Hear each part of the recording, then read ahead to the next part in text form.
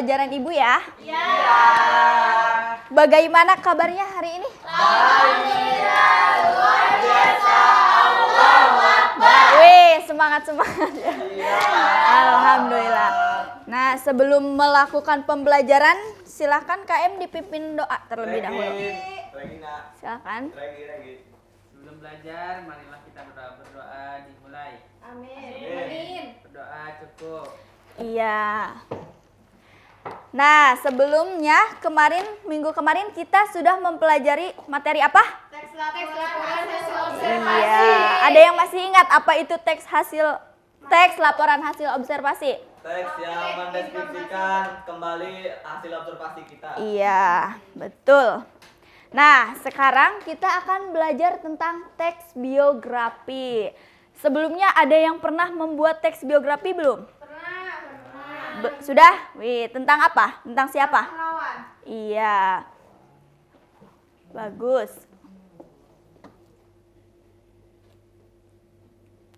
Nah, sebelumnya kita tujuan pembelajarnya yaitu peserta didik mampu menulis teks biografi secara logis dan kreatif menggunakan model pembelajaran PJBL dengan baik.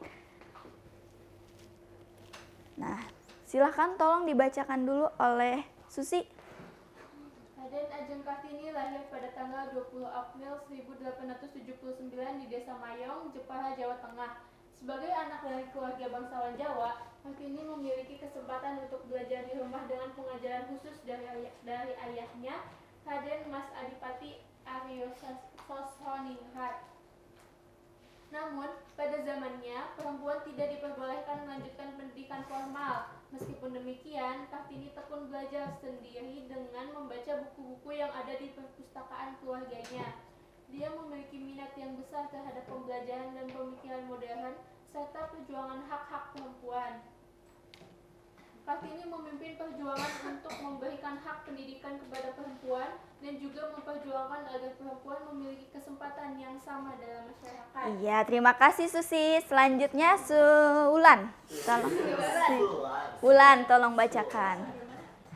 Sampai masyarakat. Selama hidupnya, Kartini menulis banyak surat kepada teman-temannya, terutama kepada Stella Zihandelar.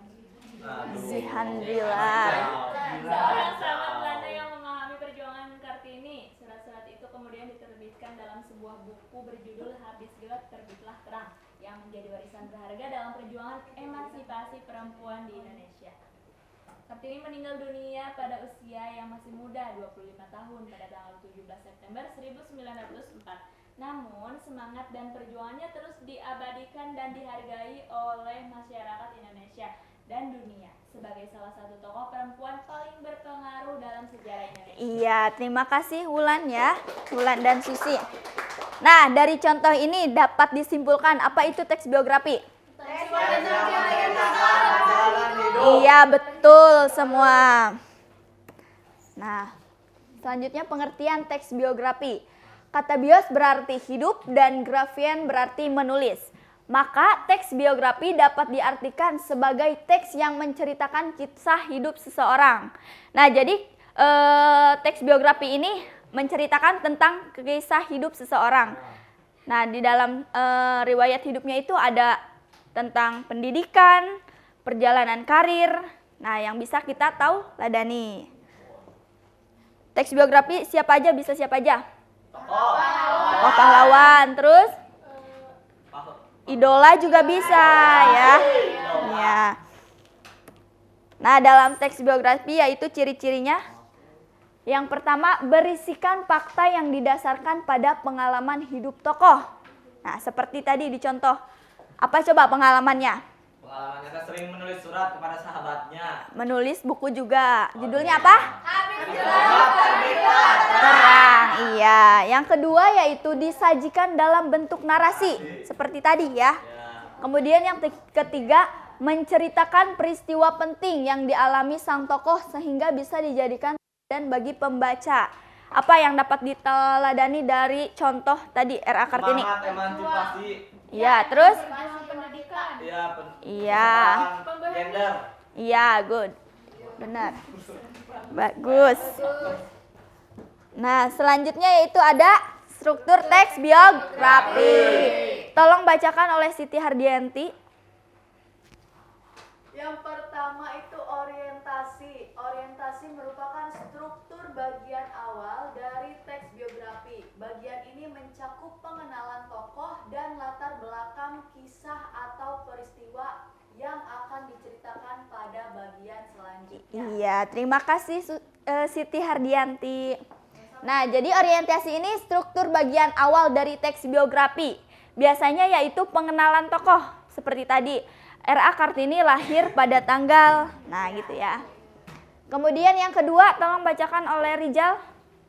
Kejadian atau perang, kejadian atau peristiwa penting.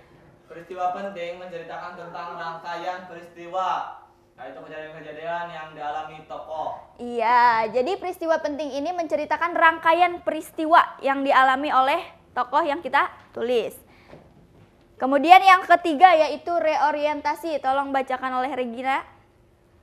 Bagian ini berisi komentar atau pernyataan simpulan mengenai rangkaian peristiwa yang telah diceritakan sebelumnya. Iya, jadi reorientasi ini biasanya dikomentari oleh penulis yang menuliskan teks biografinya.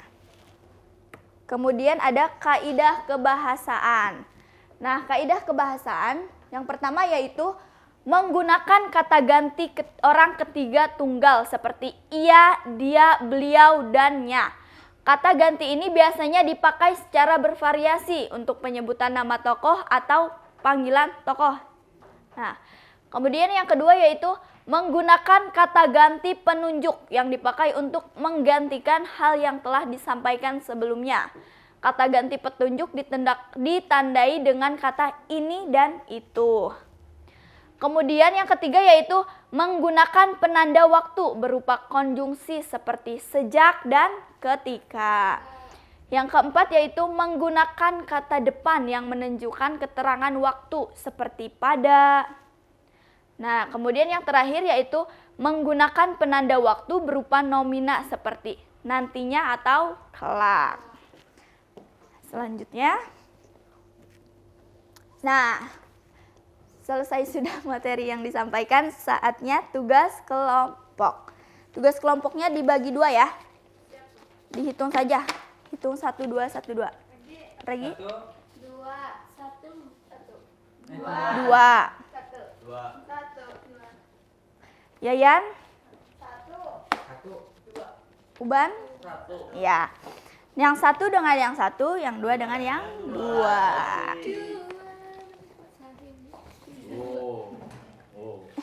Kamu berapa, Ci?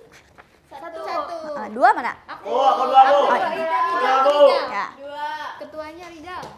Ini. Nah, tugas kelompoknya perhatikan dulu.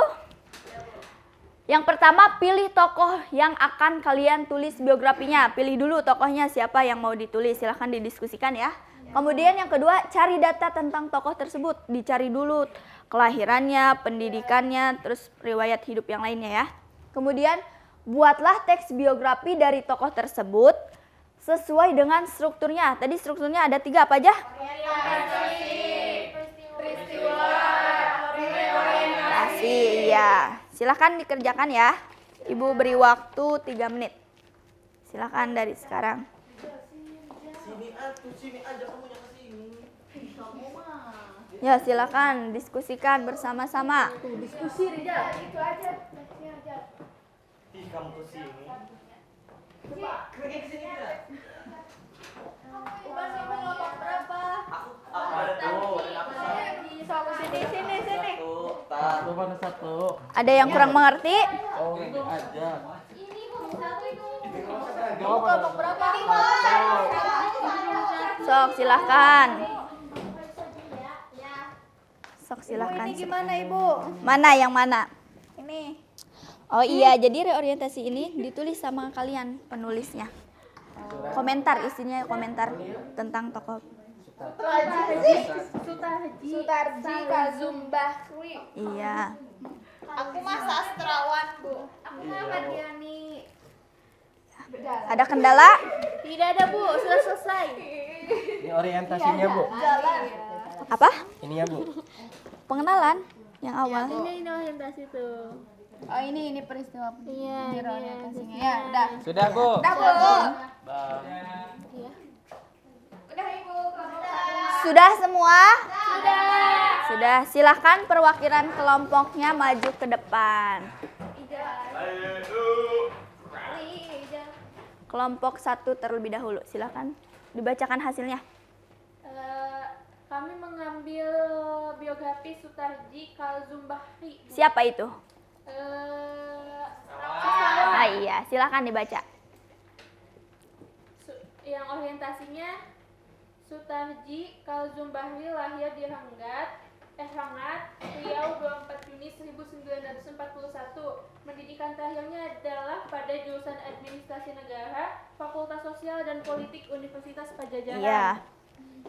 Ia pernah mengikuti International Writing Program di Universitas Iowa City, Amerika Serikat pada 1974 sampai 1975 dan Festival Penyair Internasional dari Rotterdam, Belanda pada 1975. Menjadi redaktur majalah Horizon dilakukannya mulai dari 1979. Selanjutnya, gelar sebagai presiden penyair tampaknya begitu melekat pada sosok Sutarji. Hal ini tentu saja karena didasari oleh signifikannya usaha Sutarji dalam dunia penyiaran di Indonesia. Berikut beberapa karyanya.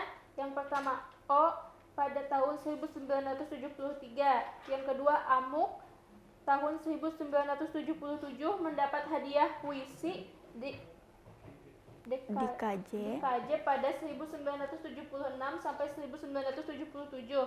Yang ketiga, Kapak tahun 1979 dan yang keempat, Amuk Kapak pada tahun 1981.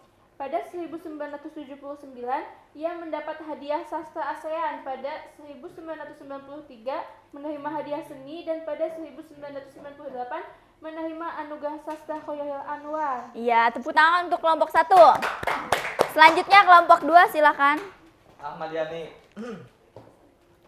Ahmad Yani lahir dari keluarga yang sangat sederhana. Ayahnya bekerja sebagai buruh di pabrik gula milik Belanda. Ahmad Yani lahir pada tanggal 19 Juni 1922. Yang lainnya perhatikan ya. Di kota Jenar, Purworejo, Jawa Tengah. Ijal Yani yang dan benar. Keluarganya pindah ke Batavia pada tahun 1927 karena ayahnya bekerja untuk seorang jenderal Belanda. Ahmad Yani terpaksa menghentikan pendidikannya untuk mengikuti wajib militer. Ahmad Yani menyelesaikan pendidikan dasar dan mencengah sebelum mengikuti wajib militer. Ia juga belajar tentang topografi militer selama mengikuti wajib militer. Sayangnya kedatangan pasukan Jepang mengganggu proses belajarnya. Lalu Ahmad Yani mengikuti pelatihan lanjut setelah Jepang datang ke Indonesia.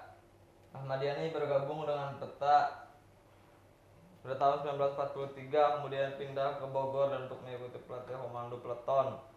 Setelah menyelesaikan pelatihan, Ahmad Yani dikirim ke Magelang sebagai instruktur. Iya, terima kasih untuk kelompok 2, tepuk tangan. Nah, tadi untuk kelompok 1 orientasinya yang mana?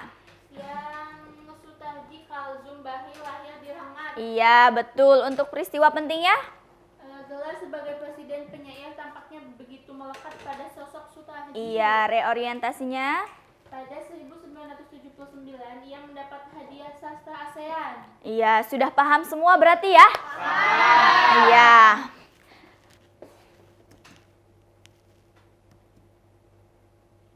Ini Bu Mona bantuin. Iya, Mona tolong dibantu. Nah, jadi dapat disimpulkan apa itu teks biografi? Teks yang Iya, betul. Kemudian strukturnya ada berapa? 3 apa saja?